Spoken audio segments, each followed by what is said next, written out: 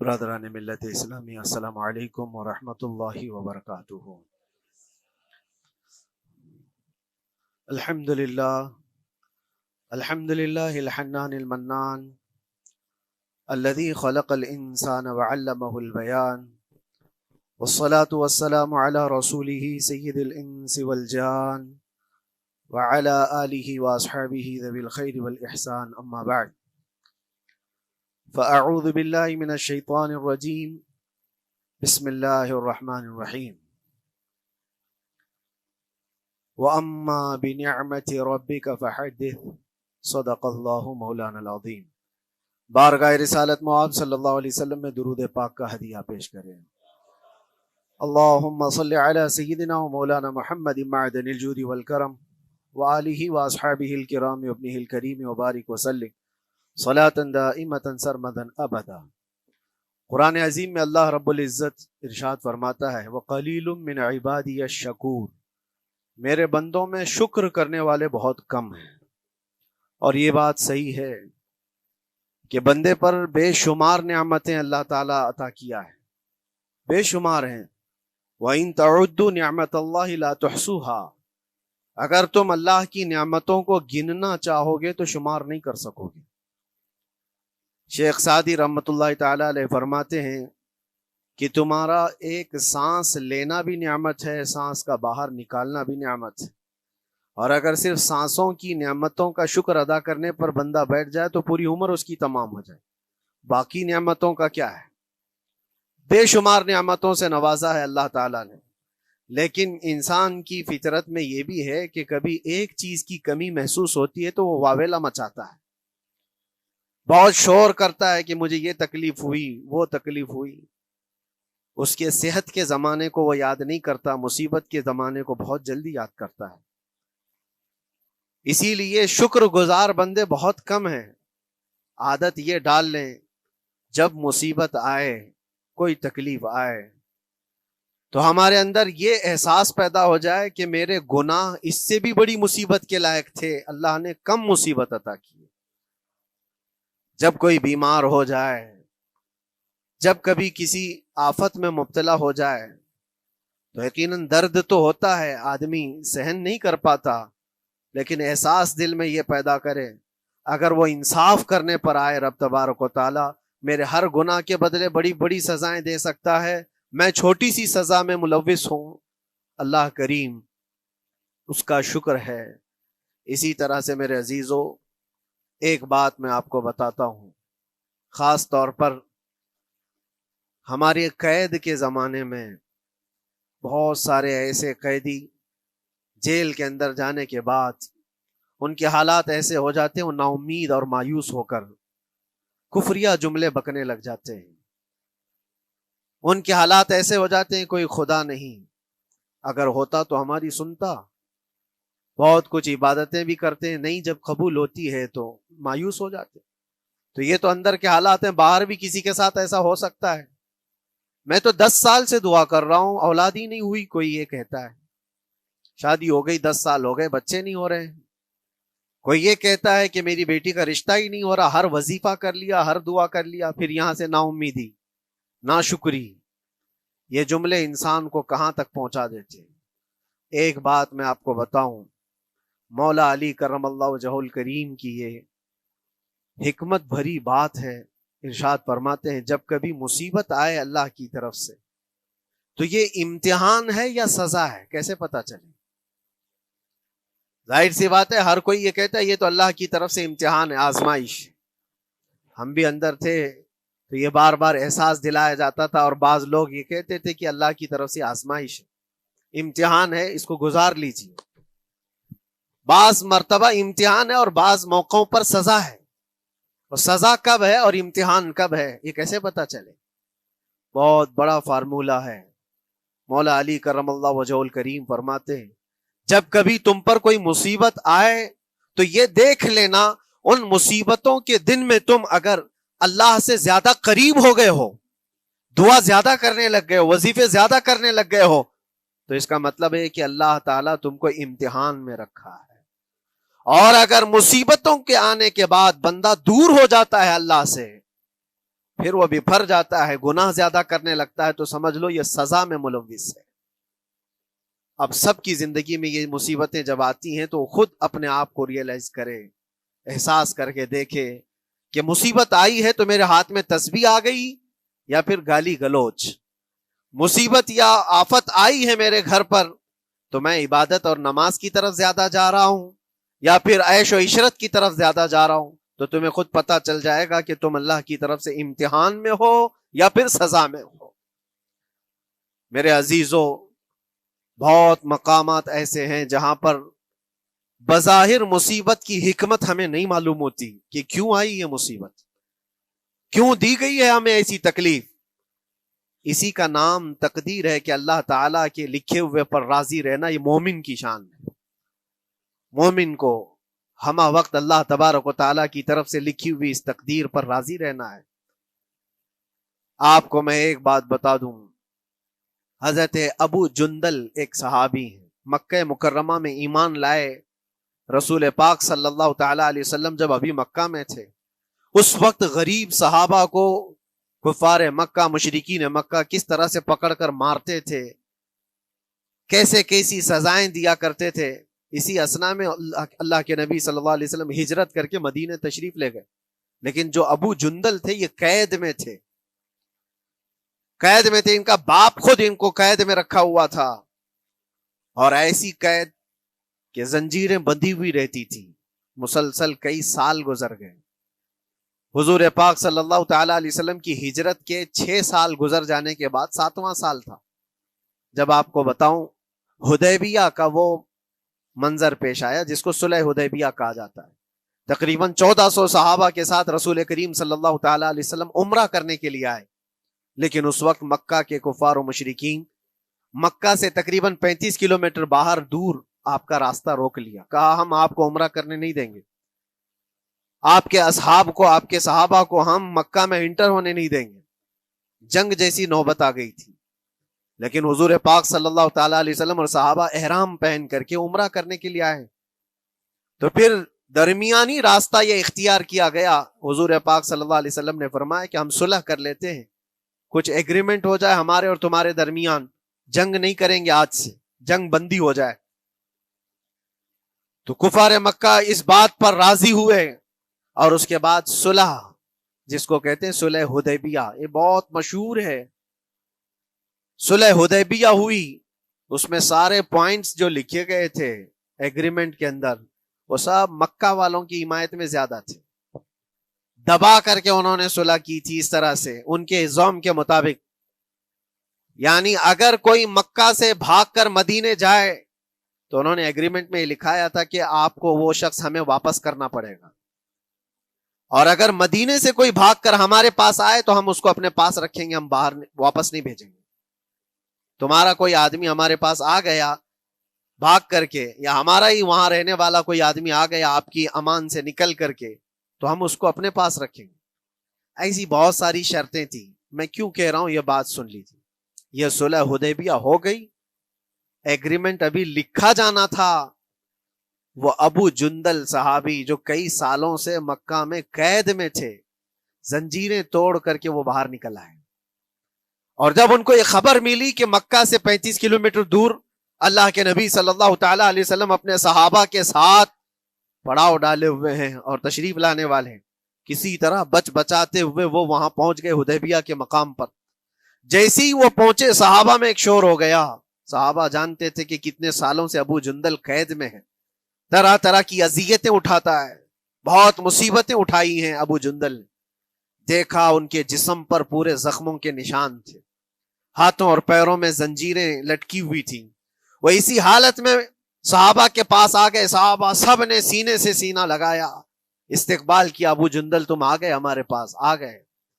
اب بات سنو، بڑی حیرت کی ہے، ایگریمنٹ لکھا جا رہا تھا اور ابو جندل مکہ سے فرار ہو کر کے آئے تھے۔ ابو جندل کا جو باپ ہے اور دوسرے جو رئیس مکہ کے تھے، قریش کے سردار، سبوں نے ہاتھ روک لیا اور کہا ہمارا ایک آدمی بھاگ کر آپ کے پاس آیا ہے، ایگریمنٹ کے مطابق اس کو آپ ہمیں واپس کرنا ہوگا، واپس لوٹانا ہوگا۔ مکہ میں رہنے والا شخص آپ کے پاس آیا ہے، وہ ہمارا قیدی ہے۔ حضور پاک صلی اللہ تعالی علیہ وسلم نے فرمایا ابھی تو لکھا نہیں گیا، اس سے پہلے وہ آیا ہے، چھوڑ دو اس کو، اس کے بعد جو بھی ہوگا اس پر عمل کریں گے۔ مکہ والوں نے کہا نہیں، ہم نہیں مانتے اس چیز کو۔ حضور پاک صلی اللہ تعالی علیہ وسلم نے یہاں تک فرمایا اس ایک شخص کو میری ضمانت میں دے دو، باقی تمہاری ساری شرطیں منظور کر لی جائیں گی۔ وہ رحمت للعالمین، نبی اکرم صلی اللہ تعالی علیہ وسلم اپنے غلاموں پر رحم کیسے نہ کریں؟ جب ان حالات میں دیکھا ابو جندل کو تو صحابہ بھی حضور کے پاس آئے اور کہا یا رسول اللہ صلی اللہ علیہ وسلم صلح کیوں کر رہے ہیں ان کے ساتھ؟ جنگ کریں گے ہم ان کو، ہم نے بدر میں، احد میں، خندق میں ان کے ساتھ جو مقابلے کی ہمیں تجربہ ہے، ہم ان کے پرخچے اڑا دیں گے، آپ اجازت دیں ہم جنگ کریں گے۔ اللہ کے نبی فرماتے ہیں میں جو دیکھ رہا ہوں وہ تم نہیں دیکھ رہے ہو، اللہ کا حکم نہیں ہے جنگ کرنے کا، صلح ہے۔ صلح ہو گئی، لکھا جا رہا تھا، اور یہ ابو جندل آئے۔ اب جب حضور پاک صلی اللہ تعالی علیہ وسلم نے فرمایا ٹھیک ہے، ایگریمنٹ کے مطابق ابو جندل کو مکہ واپس بھیجنا پڑے گا، اتنا فرمایا تھا حضور نے، ابو جندل دھاڑے مار مار کر رونے لگے اور صحابہ کو جا کر کے اپنے زخم دکھانے لگے کہ دیکھو مجھے واپس بھیجا جا رہا ہے، مجھے واپس بھیجا جا رہا ہے۔ تو صحابہ کے اندر بھی جوش تھا، اپنا آدمی جب کوئی اتنا مظلوم ہو، اتنا مار کھایا ہو، اور پھر واپس انہی ظالموں کے سامنے اس کو بھیجا جانا ہو تو کیا کیفیت ہوگی۔ تو وہ ابو جندل سارے صحابہ کے بیچ میں چھپ چھپاتے ہوئے رو رہے تھے۔ اللہ کے نبی صلی اللہ علیہ وسلم تشریف لائے اور فرمایا ابو جندل میں کہہ رہا ہوں واپس چلے جاؤ، واپس جاؤ، مکہ جاؤ۔ تو انہوں نے کہا یا رسول اللہ صلی اللہ علیہ وسلم ان زخموں کے ساتھ واپس جاؤ؟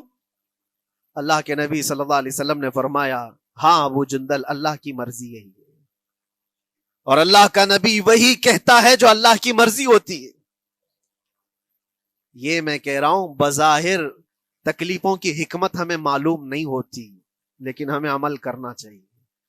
نبی پاک صلی اللہ تعالی علیہ وسلم کا جب حکم ہوا، ابو جندل انہی زنجیروں کے ساتھ ان کے باپ کے حوالے کر دیے گئے، وہ گھسیٹتے ہوئے لے جا رہا تھا، گھسیٹتے ہوئے واپس انہی قیدیوں کی طرح لے جا رہا تھا۔ سب کی آنکھوں میں آنسو تھے، لیکن حکمت الہی کیا ہے یہ کون جانتا ہے؟ بظاہر اللہ تبارک و تعالیٰ کی طرف سے یہ دی ہوئی آزمائشیں، یہ تکلیفیں، اس کی حکمت وہ بہتر جانتا ہے۔ جب ابو جندل کو واپس کیا گیا، ایک سوال اٹھتا ہے میرے عزیزو، یہ میں قید کی حالت میں رہ کر کے ایک شخص نے مجھ سے سوال کیا تھا، آپ تو اللہ کے نبی صلی اللہ تعالی علیہ وسلم کی ناموس کی بات کرتے ہو، حضور کی محبت کی بات کرتے ہو، ان کے عشق کی بات کرتے ہو، اور یہ بھی کہتے ہو کہ نبی پاک صلی اللہ تعالی علیہ وسلم دستگیری کرتے ہیں، اپنے غلاموں کی مدد کرتے ہیں، تو اتنے دنوں سے کیا آپ نے حضور کو نہیں پکارا؟ کیا رسول پاک صلی اللہ تعالی علیہ وسلم سے محبت اور عشق کی بات کے بعد آپ نے بھیک نہیں مانگی؟ اس وقت یہ واقعہ یاد آیا، میں تو ابو جندل کے پاؤں کے ناخن کی مٹی کے برابر بھی نہیں۔ وہ صحابی رسول تقریباً ان کے متعلق کہا گیا ہے 6 سے 8 سال تک وہ ان کی قید میں رہے، تو کیا رسول پاک صلی اللہ علیہ وسلم کو خبر نہیں تھی؟ خبر تھی، لیکن ہوتا ایسا ہے کہ جو جتنی محبت کرتا ہے اتنے ہی امتحانوں سے گزارا بھی جاتا ہے، اس کو امتحان دینے پڑتے ہیں۔ اسی لیے بار بار میں یہ بات کہتا ہوں، حضور پاک صلی اللہ تعالی علیہ وسلم کی ناموس کی بات کرنا، عظمت رسالت کی بات کرنا، یہ حلوے پراٹھے کھانے کا نام نہیں ہے، یہ شہادت گہے الفت میں ہے قدم رکھنا۔ لوگ آسان سمجھتے ہیں مسلمان ہونا، حضور پاک صلی اللہ تعالی علیہ وسلم کی شریعت طاہرہ کو بچانے کے لیے ہی تو، حضور کی ناموس کی حفاظت کے لیے ہی تو مولا امام حسین نے اپنی گردن دے دی، اپنے بچوں کی قربانی دے دی، اپنا عیش آرام سب تیاگ دیا۔ یہ ساری قربانیوں کے بعد ہی اس امتحان سے بندہ نکلتا ہے۔ وہ امام احمد بن حنبل جن کے سینے میں 5 لاکھ حدیثیں محفوظ تھیں، رسول پاک صلی اللہ علیہ وسلم کی 5 لاکھ حدیثوں کے حافظ، لیکن بغداد کے ظالم حکمرانوں نے ان کو ننگی پیٹھ پر کوڑے مارے ہیں، پہلی مرتبہ 100 کوڑے، دوسری مرتبہ پھر 100 کوڑے، تیسری مرتبہ پھر 100 کوڑے، اتنے میں تو آدمی مر جاتا ہے۔ امام احمد بن حنبل کی پیٹھ جھک گئی تھی۔ میرے عزیزو، یہی ہے جس کو ہم کہہ رہے ہیں شہادت گہے الفت میں ہے قدم رکھنا۔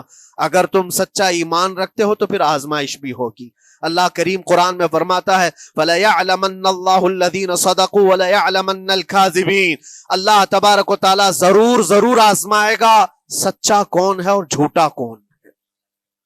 مصیبتیں آئیں گی، آندھیاں آئیں گی، لیکن جمے رہو، ڈٹے رہو، اللہ رب العزت سے کبھی بھی اپنا رشتہ نہ توڑو، اور جو تمہارے اندر ایمان ہے، توکل اور یقین ہے، ذرا برابر بھی فرق آنے نہ پائے۔ آج نہیں قبول ہوئی کل ہوگی، کل نہیں قبول ہوئی پرسوں ہوگی، کبھی نہ کبھی تو دعا قبول ہوگی۔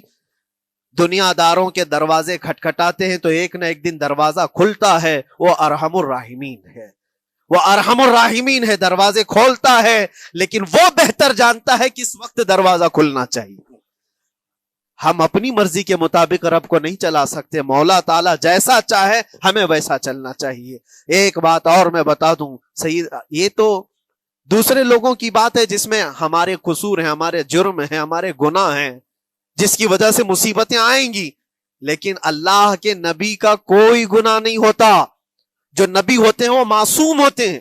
سیدنا یوسف علیہ الصلوۃ والتسلیم اللہ کے نبی، اللہ کے نبی ابراہیم علیہ السلام کے بیٹے اسحاق علیہ السلام، اسحاق علیہ السلام کے بیٹے یعقوب علیہ السلام، یعقوب علیہ السلام کے بیٹے یوسف علیہ السلام، جن کی نسل میں انبیاء کرام، جو پورا خاندان نبوت کا ہے، وہ یوسف علیہ السلام کن کن مقامات سے گزارے گئے۔ پہلے بھائیوں نے کنویں میں پھینک دیا، اور اس کے بعد اس زہریلے کنویں سے وہ نکالے گئے۔ جنگل میں کوئی نہیں تھا جب ان کے بھائیوں نے کنویں میں پھینکا تھا۔ اس وقت ایک قافلہ جا رہا تھا، انہوں نے ڈول ڈال کر کے نکال لیا اور پھر لے کر کے گئے۔ یہاں سے کنویں سے تو نکالے، لیکن آگے کی زندگی کیا ہے؟ مصر کے بازار میں لے جا کر قافلے والوں نے بیچ دیا۔ یوسف علیہ السلام پھر خریدے گئے، کس کے ہاں؟ عزیز مصر، بادشاہ مصر کے گھر میں، اور وہاں پر زلیخا آپ پر فدا ہوئی۔ پھر آپ پر الزام بھی لگایا گیا، اور اس الزام کی بنیاد پر آپ کو جیل بھیجا گیا۔ اللہ کے نبی کے دامن پر پیوند تو ہو سکتا ہے، دھبا نہیں ہوتا۔ کسی گناہ کا تصور بھی وہ نہیں کرتے، وہ معصوم ہوتے ہیں، لیکن بغیر کسی قصور کے، بغیر کسی جرم کے آپ کو جیل بھیجا گیا۔ یوسف علیہ الصلوۃ والتسلیم جیل جب گئے، وہ نبی ہو کر کے، اور اس کے بعد دن کٹتے رہے۔ دن کیسے؟ ہفتے، ہفتے کیا مہینے، مہینے کیا سال۔ یوسف علیہ الصلوۃ والتسلیم کے 7 سال گزر گئے۔ جب کبھی کسی انوسنٹ کو، بے قصور آدمی کو تکلیف دی جاتی ہے تو اس کو احساس زیادہ ہوتا ہے، اور جرم کی وجہ سے جب کوئی تکلیف میں آتا ہے تو کمپرومائز کر لیتا ہے، میں ایسا غلطی کیا تھا، مجھے یہ جھیلنا پڑ رہا ہے۔ لیکن جس کا جرم ہی نہیں، نہ کردہ گناہ کی سزا جب دی جاتی ہے، بندہ بہت بکھر جاتا ہے، ٹوٹ جاتا ہے۔ لیکن وہ اللہ کے نبی تھے، توکل کیسا تھا، یقین کیسا تھا، صبر کے ساتھ نکالے۔ لیکن ایک بہت پیاری بات ہمیں ملتی ہے میرے عزیزوں، وہاں قیدی اور بھی تھے، اور یوسف علیہ السلام کو اللہ تعالیٰ نے ایک معجزہ عطا کیا تھا۔ وہ خوابوں کی تعبیر سچی سچی بتاتے تھے۔ خواب کی تعبیر ہوا کرتی ہے، جو بھی خواب دیکھتا ہے آدمی، اس میں اشارہ ہوتا ہے اللہ کی طرف سے۔ تو 2 قیدیوں نے خواب دیکھا تھا، یہ قرآن پاک کے سورہ یوسف میں پورا موجود ہے، 12ویں پارے میں۔ 2 قیدیوں نے خواب دیکھا، اپنا اپنا خواب انہوں نے بیان کیا یوسف علیہ السلام کو۔ ایک قیدی نے دیکھا کہ وہ سر پر روٹیاں رکھ کر کے لے جا رہا ہے اور پرندے نوچ نوچ کر کھا رہے ہیں۔ دوسرے نے دیکھا کہ وہ انگوروں کو نچوڑ کر کے اس کے رس پی رہا ہے۔ تو انہوں نے بتایا یوسف علیہ السلام کے پاس، ایسا ایسا ہم نے خواب دیکھا ہے، اس کی تعبیر کیا ہو سکتی ہے؟ سیدنا یوسف علیہ السلام فرماتے ہیں، میں دونوں کے خواب کی تعبیر بتاؤں گا، لیکن اس میں سے ایک بندہ، اس سے آپ نے کہا تو وعدہ کر کے میرا بھی کام کرے گا، میرا بھی ایک کام ہے، تو کرے گا۔ 7 سال گزر گئے تھے، جو بادشاہ مصر تھا وہ بھی بدل چکا تھا، جس نے قید میں ڈالا تھا وہ ختم ہو گیا، دوسرا آیا، تیسرا آیا، جو بھی آیا، لیکن حکومت بدلی ہوئی تھی۔ تو خواب کی تعبیر بتانے سے پہلے ایک قیدی سے یوسف علیہ السلام نے کہا کہ میرا کام تو کرے گا؟ اس نے کہا ہاں، آپ جو کہیں گے میں کروں گا۔ تو سنو، تعبیر یہ ہے، جس کے سر پر روٹیاں رکھی ہوئی اور کوے کھا رہے تھے یا پرندے کھا رہے تھے، اس کی تعبیر یہ ہے کہ عنقریب تجھ کو موت کی سزا سنائی جائے گی۔ وہ غمگین تھا۔ دوسرے سے کہا تو انگور کے رس نچوڑ کر پی رہا تھا، تیرے خواب کی تعبیر یہ ہے کہ عنقریب تجھ کو رہا کر دیا جائے گا۔ تو آزاد ہوگا، اور تجھ سے ہی میرا کام یہ ہے کہ آزاد ہو کر جائے گا تو تو موجودہ وقت کے جو بادشاہ ہے، شاید اس کی فوج میں شامل ہو جائے یا اس کے سپاہیوں میں یا وزیروں میں، تو میری یہ بات اس تک پہنچا دینا، پچھلے 7 سالوں سے بے گناہ بے قصور ایک قیدی اندر ہے، اس کو آزاد کر دیا جائے، اس کو آزاد کر دیا جائے۔ اس نے کہا بالکل، اگر میں چھوٹا تو آپ کا ایک کام ضرور کروں گا۔ سنیے بات، چند دن نہیں گزرے تھے کہ اس ایک قیدی کو موت کی سزا ہو گئی، اس کو موت کی سزا سنائی گئی اور پھانسی ہو گئی۔ دوسرا یہ جو قیدی جس کو آپ نے رہائی کی خوشخبری دی تھی، اس کی بھی رہائی کی خوشخبری آ گئی، وہ آزاد ہو گیا۔ لیکن قرآن پاک میں ہے، آزاد ہو کر جب جاتا ہے آدمی تو پچھلا بھول جاتا ہے۔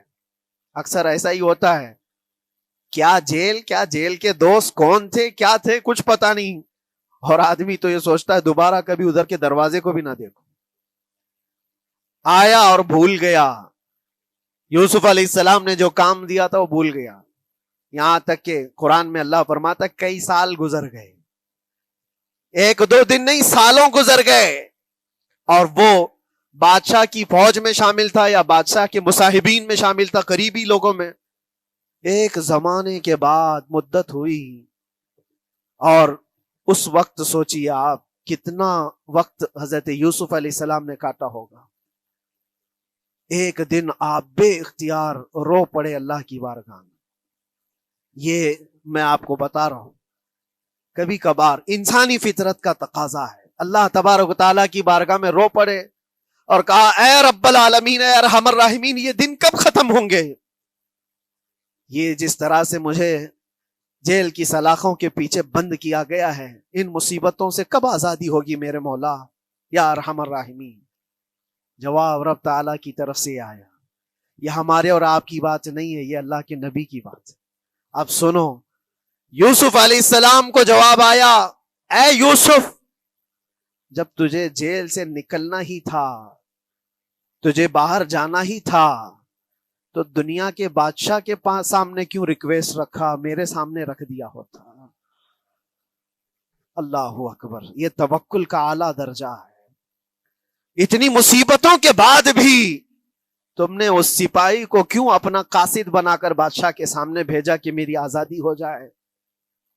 یوسف علیہ السلام بہت روئے، سجدے میں گر کر کے مولا مجھے معاف کر دے، اور میرے ہر شے کا تو مالک ہے، اب میں زندگی بھر قید میں رہوں یا آزاد رہوں یہ تیری مرضی پر ہے۔